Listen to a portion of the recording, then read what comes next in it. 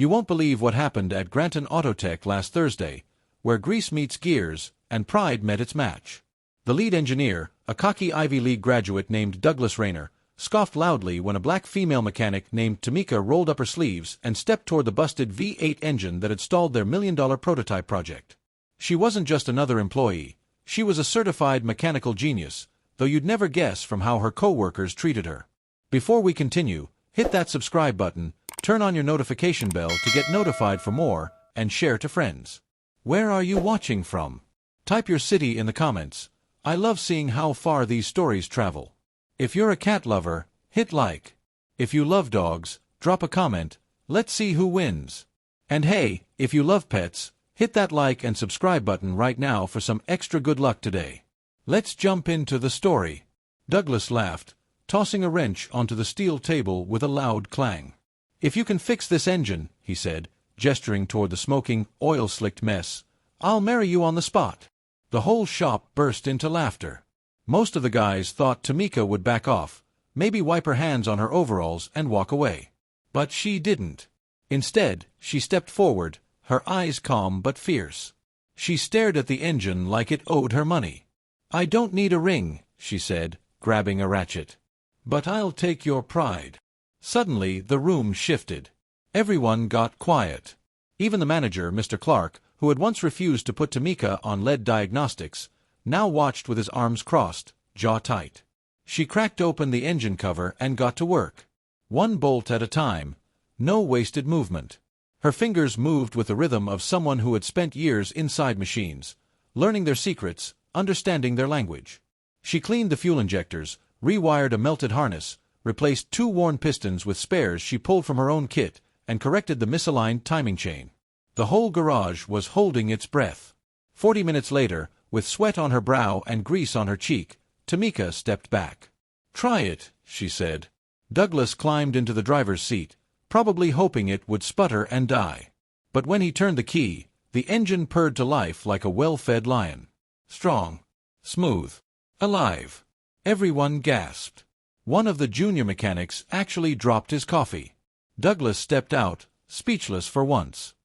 He glanced at Tamika, then at the rest of the room, then back at her again. I was joking, you know. Tamika just smirked. Yeah. But the engine wasn't. At that exact moment, the company's regional director, Ms. Eleanor Bates, who had arrived quietly during the commotion, stepped forward from the shadows. Her high heels clicked across the concrete as she walked straight to Mr. Clark. Why wasn't she on this project from the start? She asked, nodding toward Tamika. Mr. Clark swallowed. She's new. I didn't think. You didn't think a black woman mechanic could lead an elite diagnostics team, she snapped. You're fired. The silence cracked open wide. Everyone looked stunned. Mr. Clark's mouth opened, but nothing came out. He grabbed his jacket and walked out the side door, defeated and pale. Eleanor turned to Tamika. How would you feel about leading the next phase of this prototype's development? Full authority. Double the pay. Tamika didn't even blink. I'm in. But I want to pick my own team. Done. Douglas stood awkwardly nearby, still holding the wrench he'd thrown earlier. About that marriage thing. Tamika laughed. You couldn't even handle me, Douglas. But thanks for the motivation. Word of Tamika's win spread like wildfire. Within a week, she was featured on local news. Her story became a symbol of resilience, intelligence, and the power of overlooked talent. Black girls in tech programs across the state wrote her letters. Parents pointed to her as an example that your talent doesn't need permission to shine. A month later, Tamika launched a mentorship program called Grease and Grace, dedicated to training young women, especially black and underrepresented girls, in engineering, mechanics, and automotive design. Her shop became more than a workplace, it became a movement. As for Douglas, he stayed at the company, but with a bit more humility. He ended up joining Tamika's team, learning more from her in 3 months than he had in all his years at university. Their relationship? Strictly professional. Tamika made it clear, respect is the only engine I ride. The moral of this story is simple, but powerful. Never judge talent by gender, color, or background.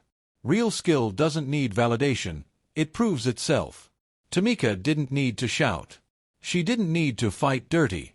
She let her hands speak, and they spoke loud. To every young girl watching this who's ever been told she can't, yes, you can. And to every person who doubts someone because of their skin or their gender, remember, you might be laughing now, but the engine will start, and it might not wait for you.